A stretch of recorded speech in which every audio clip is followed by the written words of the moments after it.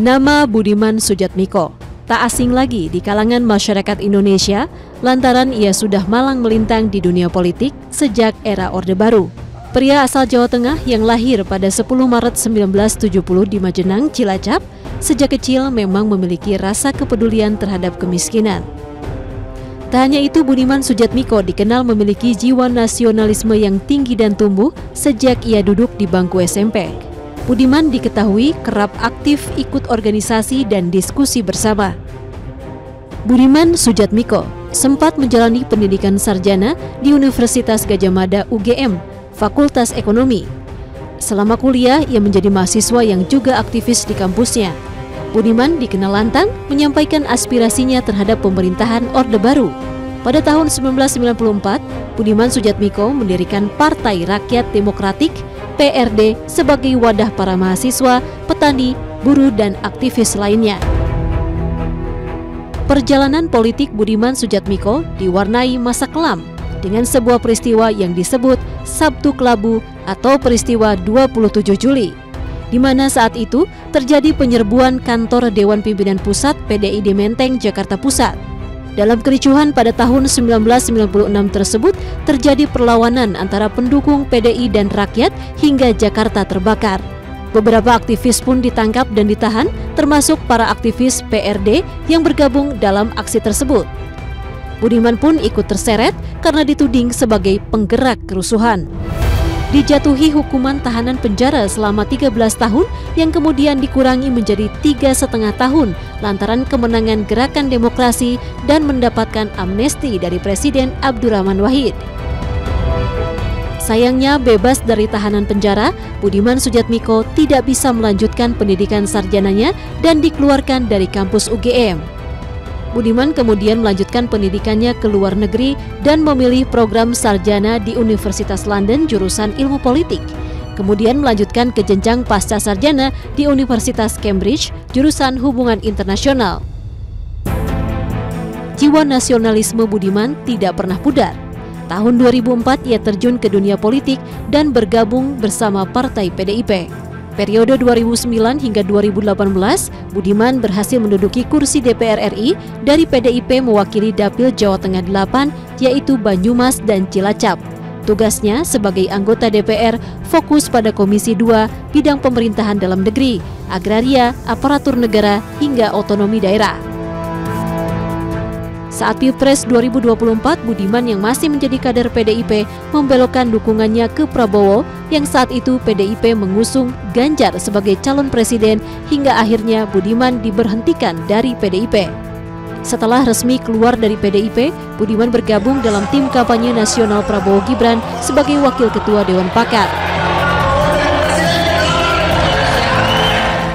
Setelah resmi dilantik menjadi Kepala Badan Percepatan Pengentasan Kemiskinan oleh Presiden Prabowo, Budiman mengutarakan langkahnya untuk mengatasi kemiskinan di Indonesia. Di antaranya melalui program peningkatan keterampilan bekerja, memperluas bantuan sosial, hingga akses modal untuk usaha para masyarakat.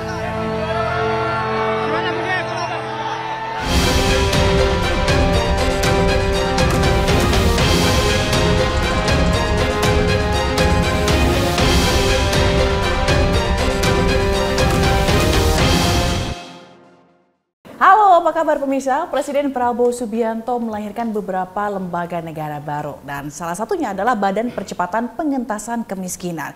Tak hanya akan membagikan bantuan kepada orang miskin saja, namun Prabowo menugaskan badan baru ini untuk bisa membuat orang miskin naik level.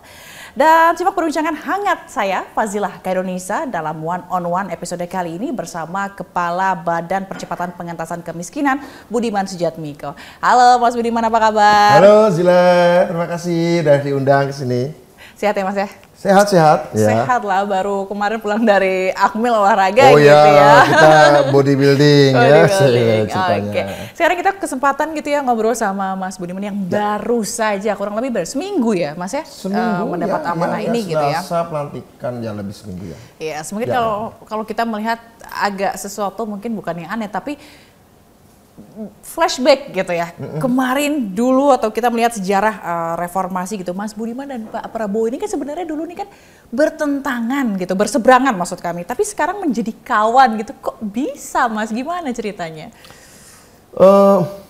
Kawan atau lawan itu sifatnya politis. Yes. Oke. Yang namanya politis itu tidak abadi. Ya. Apalagi sudah 25 tahun.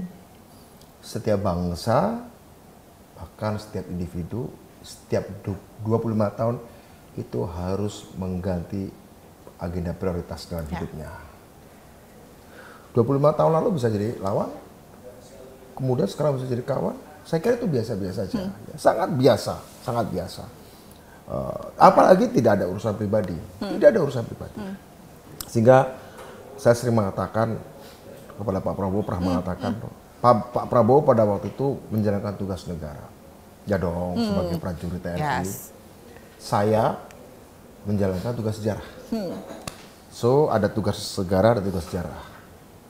Pada waktu itu, negara di bawah pemerintahan Pak Harto 32 tahun menolak untuk berubah. Ya kan? Yeah. Sementara saya, sebagian generasi kami, menginginkan ada perubahan sejarah. Kami mau menjalankan tugas sejarah kami nih, sebagai generasi nih. Sudah 32 tahun, padahal setiap 25 tahun kan harus ganti agenda. Ini udah 32 tahun, udah terlambat 7 tahun. So, kita harus mengubah dong. Ya, pada saat tugas negara dan tugas sejarah dalam posisi berhadapan, ya bertabrakan, biasa.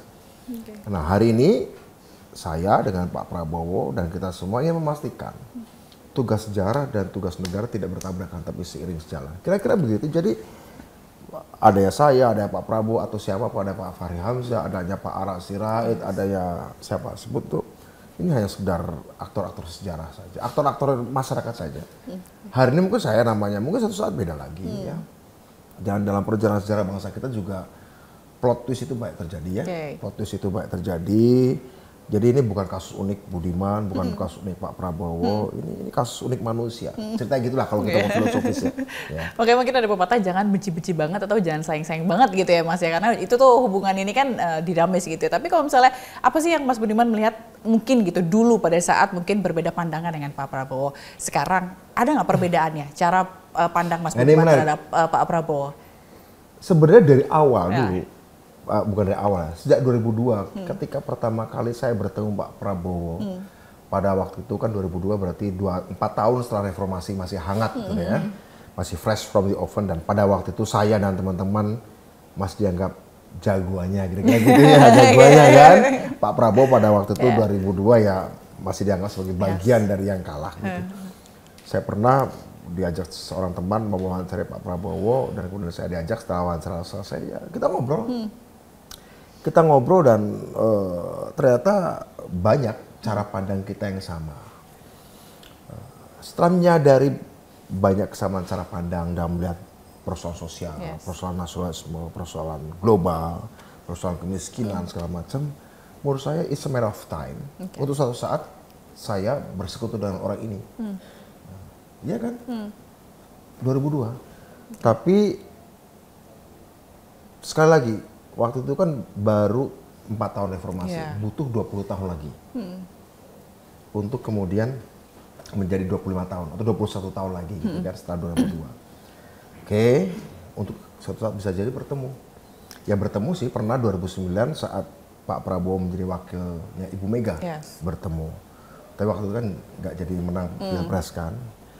2014 pada waktu itu ada situasi di mana PDI Perjuangan punya kader yang partai saya pada waktu itu punya kader yang memang elektabilitasnya tinggi, popularitasnya tinggi, dan memang dibutuhkan bangsa Indonesia di 2014 pemimpin yang mau ke bawah. Ya kenapa harus cari yang lain, ya kan? Tapi saya percaya bahwa pengganti Pak Jokowi, siapapun itu, harus punya karakter pemimpin strategik, yang berpikir strategik, yang punya kepekaan global, geopolitik, apalagi juga kemudian terjadi goncangan, ada konflik di mana-mana. Ya ternyata dari calon-calon yang ada, Pak Prabowo yang paling memenuhi kriteria itu. Sehingga pada saat tanggal 18 Juli tahun 2023, saya di antara teman-teman itu bertamu ke rumah Pak Prabowo dan nggak nyangka ternyata banyak wartawan, ada puluhan wartawan di situ. Ya saya kasih bocor aja, saat ngobrol di dalam tuh saya nggak tahu ya, mungkin itu satu-satunya jangan-jangan ngomong yang ditafsirkan politik elektoral di luar media, tapi sebenarnya diomongin bukan itu. Tahu nggak diomongin apa? Perang Rusia Ukraina, bicara soal ancaman di Selat Taiwan, bicara soal ancaman perang nuklir, bicara geopolitik. Dalam keadaan seperti ini, kira-kira apa yang sudah kita bangun akan terinterupsi enggak? Terinterupsi karena oleh perang, oleh konflik, atau kita diseret oleh perang.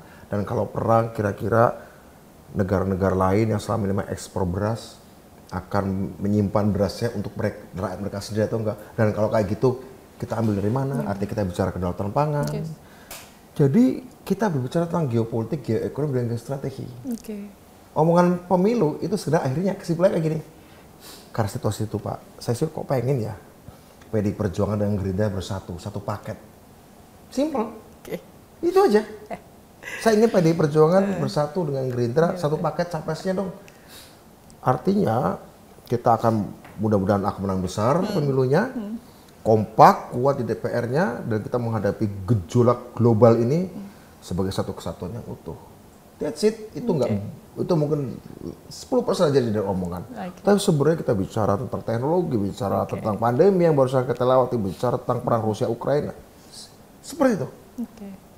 Jadi mungkin ini ada tindakan politik yang ditafsirkan sebagai tindakan politik elektoral, tapi sebenarnya di dalam pembicaranya beyond itu.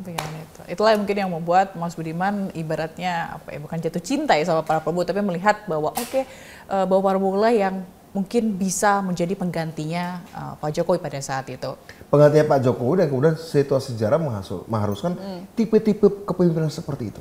Yang dibutuhkan bangsa Indonesia. Bangsa ini. Pada saat akhirnya Mas Budiman mendukung Pak Prabowo dan pada kampanye, jujur publik kaget, saya sendiri pun kaget begitu ya. Mas Budiman begitu kan, wah tiba-tiba ke Pak Prabowo.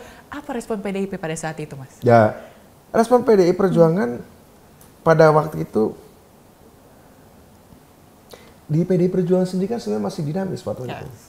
Apakah Pak Ganjar harus tetap dipaksakan sebagai capres atau bisa dicawapres? Kan sebenarnya ada pandangan juga, ya udahlah dicawapreskan saja. Ada yang pandangan seperti itu. Jadi saya dalam tanda kutip melihat bahwa ini masih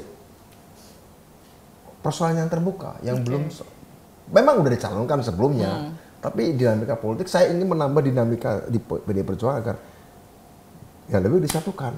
Karena tipe kepemimpinan yang dibutuhkan Indonesia ada pada Pak Prabowo. Saya sih ingin Pak Prabowo itu kader PDI Perjuangan. Saya sih berharap tapi andai dia ada kader partai saya, ya tapi nggak ada dinamikanya kan, kan? Nggak ada history. Paling cuma ada story aja gitu kan. Ya tadinya saya cuma lihat kayak itu cuma jadi story, tapi nggak tahu jadi history kan.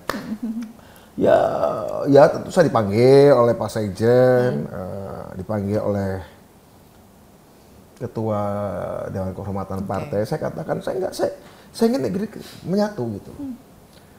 Tapi ya pada akhirnya kesimpulannya kan tidak berhasil bersatu. Sementara saya melihat ini terlepas apakah surveinya waktu itu Mas Ganjar dengan Pak Prabowo masih kejar-kejaran atau dengan Pak Anies masih kejar-kejaran, di mana masih terbuka kemungkinan yang menang siapapun. Saya bahkan terlepas dari itu, Zila. Saya terlepas dari kemungkinan itu. It's not about winning the election or losing the election. No, it's beyond it. See, ini beyond election. Ini soal kebutuhan sejarah, kita butuh pemimpin yang strategik. Cara berpikirnya. Strategik. Sehingga obrolan saya pun dengan beliau bicara tentang tadi strategik. Maka maaf ya, saya harus bocorkan di sini. Berapa bulan kemudian saya ngomong, gimana kalau Pak Budiman jadi Menlu? Sampai ngomong kayak gitu. Menlu awalnya. Iya, kalau saya terpilih jadi Menlu.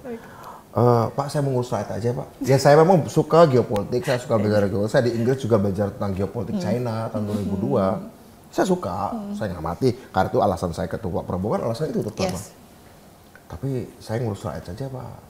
Karena bagaimanapun juga alasan saya berpolitik kan, alasan saya jadi demonstran dulu karena mengadvokasi petani. Jadi saya tetap rakyat saja. Kalau ngomong geopolitik, geoekonomi, strategi, saya anggap sebagai referensi lah. Tapi saya coba sambungkan, andai terjadi perang, ada sumbatan gandum, India nggak mau ekspor beras, Vietnam naruh berasnya untuk rakyat sendiri, ya. Kemudian jalur distribusi beras terancam di Selat Malaka, di Selat Taiwan. Berarti nggak ada kecukupan beras di Indonesia. Berarti petani Indonesia harus bertanam. Jadi saya sambungkan yang global itu dengan lokal. Itu kebiasaan saya dari dulu. Saya selalu pakai analisa lokal dengan global segala macam. Ada beberapa tindakan politik saya di masa lalu itu kelihatannya memang bersifat lokal atau nasional, tapi sebenarnya saya ngitung lihat acara global gitu ya.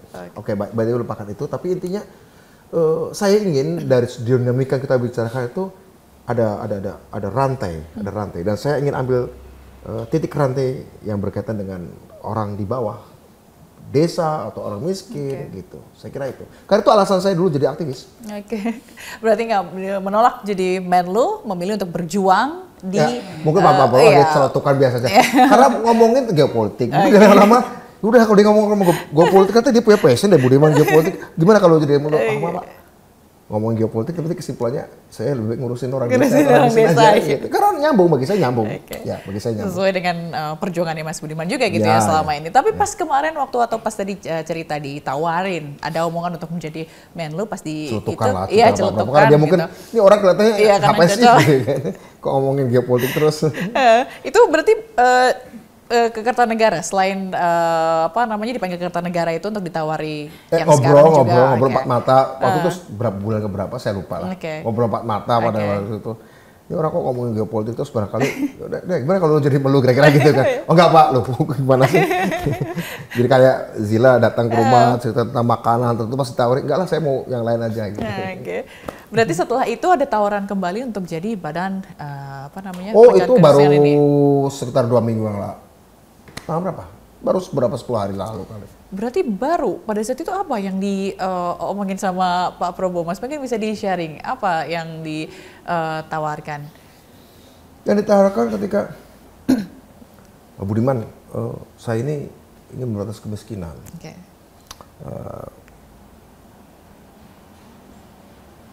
Percuma kita G20 kalau masih banyak orang miskin. Dan orang miskin itu tidak seperti yang orang bilang katanya cuma 25 juta.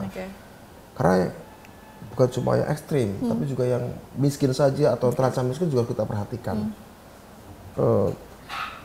Anda mau ya bantu saya untuk memberantas kemiskinan ini dan nanti terus koordinasi dan laporan dengan saya.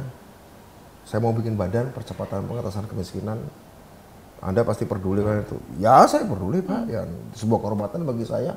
Tapi ini lembaga baru, ya nggak apa-apa Pak. Saya pikir ini kehormatan begitu ya, karena ini juga passion pertama saya dalam hidup bukan sebagai aktivis adalah my biggest question pertama dalam hidup saya adalah tentang kenapa orang miskin, kenapa orang jadi miskin. Itu pertanyaan saya di usia 5 tahun. Sehingga ketika di usia sekarang bahwa saya dapat tugas untuk menyelesaikan jawaban atas pertanyaan yang saya simpan sekitar 49 tahun yang lalu. Itu bagi saya mestakung, semesta mendukung.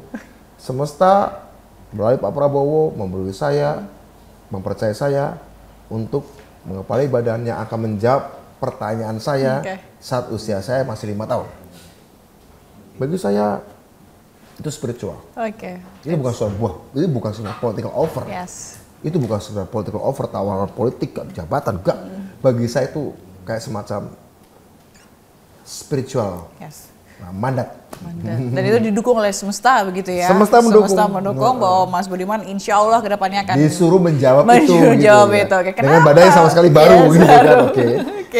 Tapi soal baru ini juga beberapa lembaga negara baru termasuk yang dipegang oleh Mas Budiman juga gitu. Apakah sama treatmentnya kepada menteri pada saat itu di Hambalang? Apakah mereka juga ditawari dengan cara yang sama begitu dengan Mas Budiman atau teman-teman yang lain? Iya, teman-teman yang lain. Oh, saya kurang tahu kalau teman-teman yang lain. Saya kurang tahu kalau teman-teman yang lain. Tapi yang jelas sih, saya di Hambalang nggak ikut malah. Pelatihan di Hambalang saya nggak ikut. Oh gitu? Nggak. Tapi malah beberapa minggu sebelumnya saya pernah ikut pelatihan di Kemenhan yang diadakan oleh Universitas Pertahanan. Sebelumnya selama 10 hari. 5 hari online, 5 hari offline. Dan itu apa yang diteruskan di Hambalang, saya nggak ikut di Hambalang. kemudian diteruskan di Magelang. Apa yang menarik itulah? Ini menarik bahwa baik forum yang saya ikuti waktu di Kemenhan oleh Universitas Pertahanan, maupun forum yang diikuti oleh teman-teman di Hambalang, maupun forum yang kami ikuti bersama-sama di Magelang, itu forum yang sangat intelektual.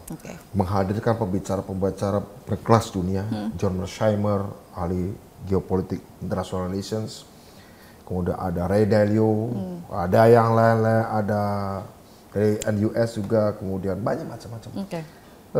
Ini yang menarik. Saya kira sependek pengetahuan saya, baru pertama ini seorang presiden mau menyusun tim. Itu yang dia konsolidasikan adalah idenya. Ini ide saya, gagasan besar seperti ini.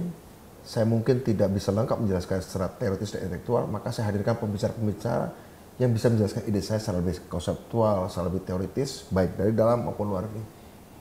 Inilah cara saya melihat, memandang dunia, inilah cara saya memandang Indonesia, inilah cara saya memandang sejarah, dan ini pembicara-pembicara ini dari aspek international relation, ekonomi, politik, pertanian, birokrasi, leadership, military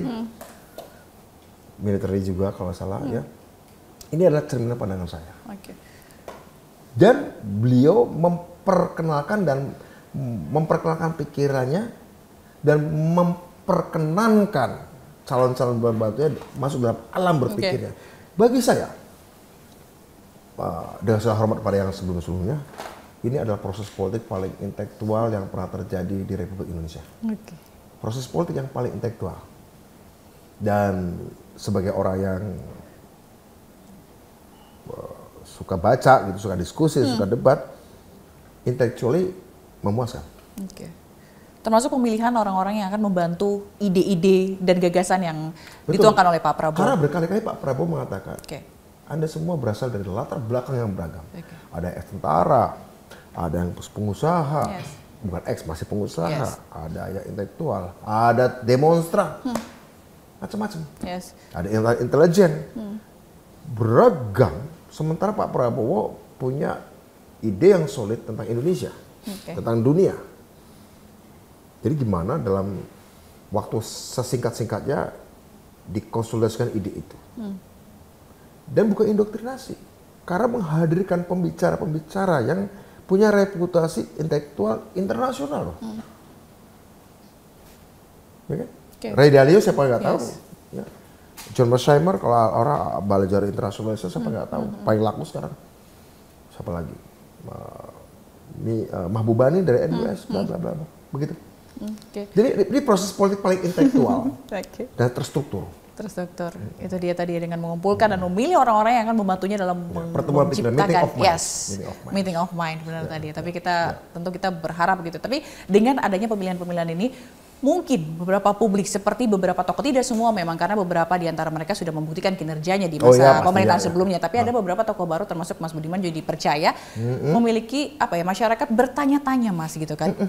Apakah benar Mas Budiman ini bisa menjalankan lembaga negara baru ini, dan bagaimana Mas Budiman membuktikannya kepada publik dengan pengalaman yang, karena yang kita tahu Mas Budiman ini kan harusnya kan berpengalaman tentang desa begitu ya, tiba-tiba ngurusin kemiskinan gitu ya. Dan kita akan tunggu jawaban dari Mas Budiman usai jeda berikut ini. Tetap bersama kami di One on One.